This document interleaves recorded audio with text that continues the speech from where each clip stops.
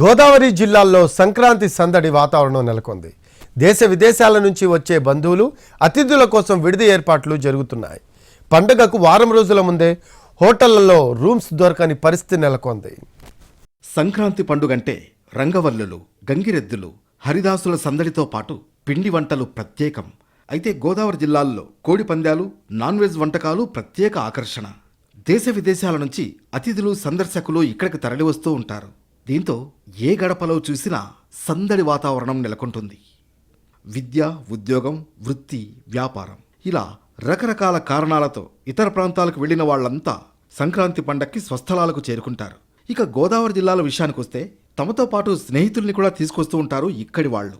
సొంతిళ్లు లేని వాళ్లు, బంధువులు, స్నేహితుల ఇళ్లలో బస చేయడం ఇష్టం లేని వాళ్లు హోటళ్లు, గెస్ట్ హౌస్లలో గదులు బుక్ చేసుకుంటూ ఉంటారు. ఇంకొందరు ఖాళీ ఇళ్లు, ఫ్లాట్లను అద్దెకు తీసుకుంటున్నారు. పండుగ సందడి 5 రోజులే అయినా నెల కాదంటే 2 నెలల అద్దె చెల్లిస్తున్నారు. పశ్చిమ గోదావరి జిల్లాలోని భీమవరం, నరసాపురం, పాలకొల్లు, ఉంగుటూరు, తాడేపల్లిగూడెం ప్రాంతాల్లో కోడి పందాలు పెద్ద ఎత్తున జరుగుతాయి. వీటిని చూసేందుకు దూర ప్రాంతాల నుంచి జనం వస్తూ ఉంటారు. అయితే వీళ్లలో అధిక శాతం భీమవరంలోనే బస చేస్తూ ఉంటారు. డిమాండ్ కారణంగా భీమవరంలోని హోటల్స్లో గల రూమ్స్లో చాలా వరకు నెల రోజులు ముందుగానే బుక్ అయిపోయాయి. పండుగకు 3 రోజుల ముందు నుంచి పండుగ తర్వాత 2 రోజుల వరకు భీమవరం ప్రాంతంలో బయట వాళ్లకు గదులు దొరికే పరిస్థితి లేదు. దీంతో ప్రముఖుల సిఫారసు లేఖల్ని తీసుకొచ్చి మరీ గదుల కోసం కొందరు ప్రయత్నిస్తున్నారు. పండుగ రోజుల్లో అతిథుల కోసం హోటల్స్ సైతం ప్రత్యేక ఏర్పాట్లు చేస్తున్నాయి. సంక్రాంతి థీమ్తో అలంకరిస్తున్నాయి. సంక్రాంతి కళ ఉట్టిపడేలా అతిథులకు వడ్డించేందుకు ప్రత్యేక ఆహార పదార్థాలను సిద్ధం చేస్తున్నాయి. సంక్రాంతి సంబరాలకు కేర్ ఆఫ్ అడ్రస్గా ఉండేటటువంటి గోదావరి జిల్లాల్లో పండుగ హడావడి మొదలైంది.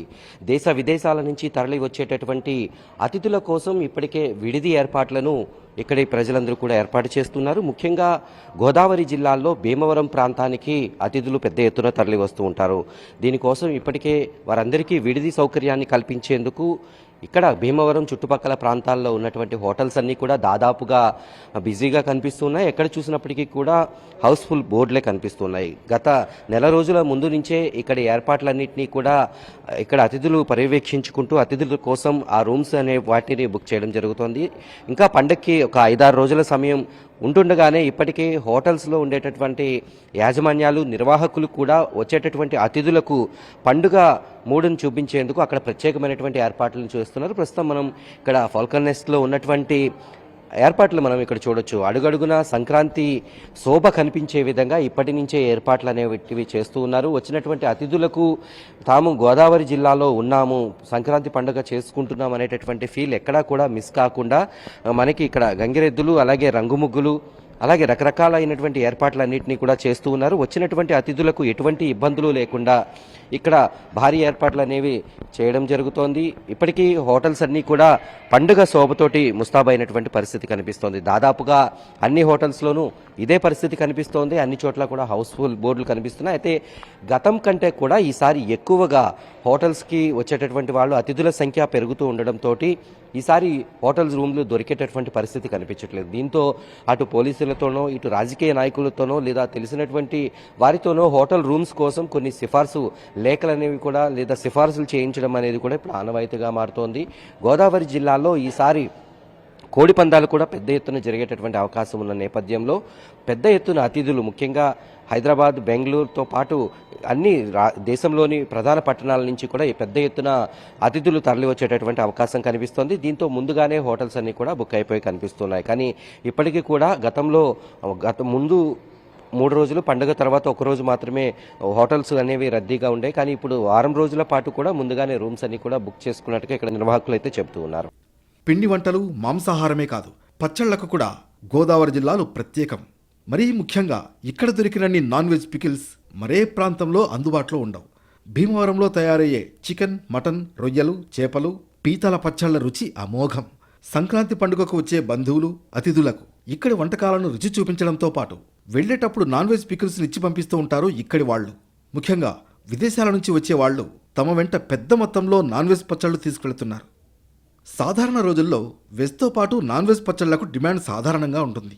సంక్రాంతి పండుగ రోజులు కావడంతో నాన్ వెజ్ పచ్చళ్లకు గిరాకీ పెరిగిందంటున్నారు వ్యాపారులు. ముఖ్యంగా దూర ప్రాంతాలకు తీసుకువెళ్లేందుకు అనువుగా పచ్చళ్లను ప్యాక్ చేస్తున్నారు. కొందరు 10 నుంచి 20 కేజీల వరకు నాన్ వెజ్ పచ్చళ్లు ఆర్డర్ చేస్తూ ఉండడం విశేషం. గోదావరి జిల్లాలో జరిగేటటువంటి సంక్రాంతి సందడి గురించి కొత్తగా చెప్పవసరం లేదు.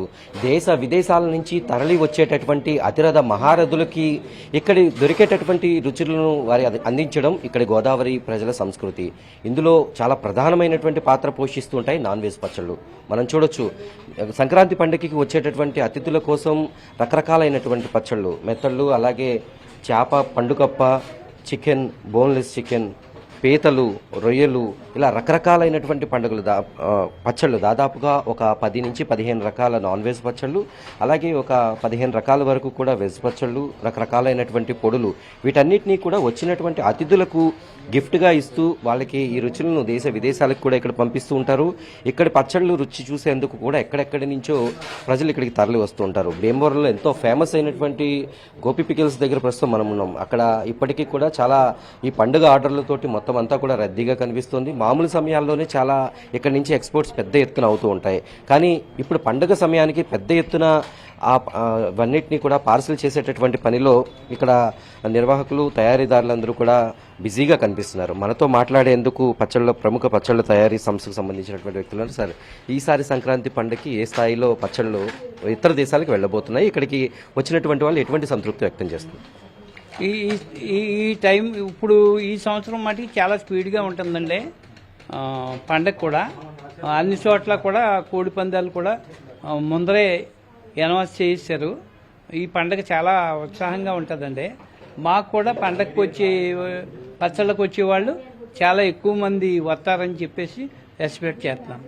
మామూలు రోజుల్లో ఎంత సేల్స్ ఉంటుంది పచ్చళ్ళు? ఆ పండగ సీజన్లో ఎక్కువ పార్సిల్ ఏ స్థాయిలో?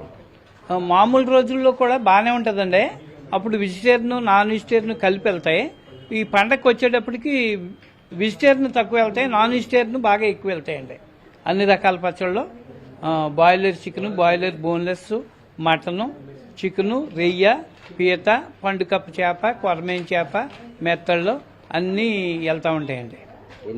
ఎన్నేసి కేజీలు ఆర్డర్లు చెప్తూ ఉంటారు? ఎక్కువ ఏ ప్రాంతాలకు ఎక్కువ ఇవన్నీ కూడా ఆర్డర్లు వెళ్తుంటాయి? అలా ఫ్రెండ్ సర్కిల్ని బట్టి చెప్తారండి. కొంతమంది 20 కేజీలు చెప్పేవాళ్ళు ఉన్నారు, 10 కేజీలు చెప్పేవాళ్ళు ఉన్నారు, 2 కేజీలు 3 కేజీలు కూడా పట్టుకెళ్ళే వాళ్ళు ఉన్నారు. అలా ఫ్రెండ్ సర్కిల్ని బట్టి ఆర్డర్స్ వెళ్తాయి. భీమవరంలో ఎంత ఫేమస్ నాన్ వెజ్ పికిల్స్, భీమవరంలో ఎంత ఫేమస్ అవడానికి మెయిన్ రీజన్ ఏంటి? అంటే అన్నీ దొరకడమా, లేకపోతే టేస్టా, ఏమన్నట్టు? అన్నీ ఇక్కడ దొరుకుతూ ఒక కారణం అండి. ఎప్పుడూ ఒకలాగే చేస్తాం, కొంచెం మనసు దగ్గర పెట్టుకుని చేస్తాం ఒక పద్ధతి అండి. ఇది నిర్వాహకులు చెబుతున్నటువంటి మాట. తయారీదారులు మనమే చూడొచ్చు, ఇక్కడ చూస్తుంటే ఒక్కొక్క పచ్చళ్ళు చూస్తుంటే నోరూరేటటువంటి ఘుమఘుమలు కూడా వస్తున్నాయి. కానీ వీటన్నిటినీ కూడా దేశ విదేశాలకి, విదేశాల్లో ఉండేటటువంటి విద్యార్థులకి పార్సిల్ పంపించేందుకు ఇక్కడ మామూలు రోజుల్లో అనేక మంది పేరెంట్స్ అందరూ, కుటుంబ సభ్యులందరూ కూడా వస్తుంటారు. కానీ పండుగ సమయంలో దేశ విదేశాల నుంచి వచ్చినటువంటి అతిథులందరూ కూడా తమ వెంట ఎంతో ఆనందంతో ఈ పచ్చళ్ళన్నింటినీ తీసుకువెళ్తుంటారు. ఆ సమయంలో పెద్ద ఎత్తున ఆర్డర్స్ కూడా తమకు వస్తూ ఉంటాయి. ఈసారి ఆర్డర్స్ కూడా భారీ స్థాయిలో ఉండబోతున్నాయి అనేటటువంటి అభిప్రాయాన్ని ఈ తయారీదారులు అయితే వ్యక్తం చేస్తున్నారు. మొత్తానికి గోదావరి జిల్లాల్లో వారం రోజుల ముందుగానే సంక్రాంతి సందడి మొదలైంది. ఇక పండుగ రోజుల్లో జోష్ ఎలా ఉంటుందో చూడాలి.